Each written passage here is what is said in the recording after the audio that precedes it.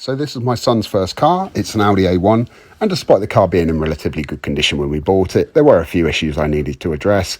Mainly the headliner, which was quite badly stained and sagging, especially in the rear of the car. Not a good look, so we wanted to pull it and retrim it. The first step was to get the headliner out, so we removed the trims from the A, B and C pillars, as well as the sun visors, rear view mirror and a few other bits and pieces, in order to drop the headliner down and remove it through the rear of the vehicle. The next step was to remove the old fabric from the headliner. This is quite straightforward, it just peels back. However, you do need to be careful. The headliner itself is quite delicate and you don't want to damage anything in the process. Once that material's off, you're going to be left with the old foam underneath, which also needs to be removed. I used a drill attachment which made light work of it and made life a lot easier. It's important to get as much of this off as you possibly can to give you a nice clean, clear mating surface for the new material to bond to.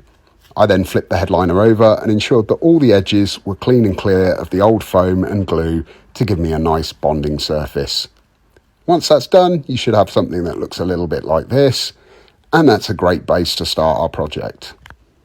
The next step is to lay out our material. Now we need to ensure that we've got enough to cover the entire headliner, as well as excess to manipulate into the corners, creases and crevices, and the overlap for the edges to ensure we have a nice clean finish, as well as enough material to bond to the underside. Once we're happy with that, we can start to apply the glue. Now make sure you apply this to both surfaces. I've used a high temperature glue.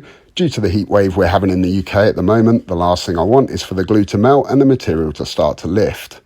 Once the glue's applied, you can start to manipulate the material into the position it needs to be in. I started at the rear corner and worked my way forward.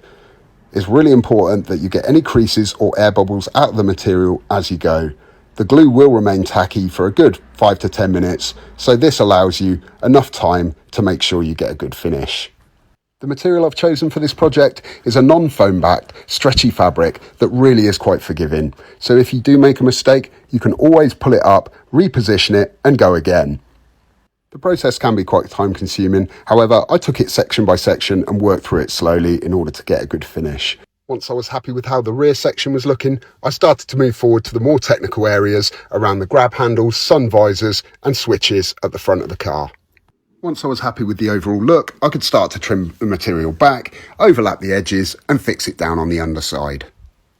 The next step was to start the installation of the fibre optics for the Starlight roof. I used a small pin to create the holes in the roof and then threaded the fibres through each hole individually.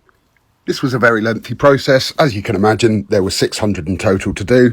Luckily, my wife was on hand to help me out, which cut down my labour time substantially. Now, as this was my first attempt, it is quite messy and my cable management isn't great. However, it does the job and I'm happy with it. So the next step was to reinstall it back in the car. Overall, I'm really pleased with the end result. I do need to change those trim pieces, but they're on order, hopefully arriving this week, so that'll be done at a later date. I think you'll agree it's a vast improvement on how the roof looked before. So this is it during the day, with the lights off and with the lights on. So as you can see, even in the daylight, the lights can be seen. They're quite visible and quite bright, and I'm quite pleased with the end result. However, at night time, it really comes alive. As with most of these kits, you get so many options for different colours and light sequences, and you even have the option on this one to make the lights dance along with your music.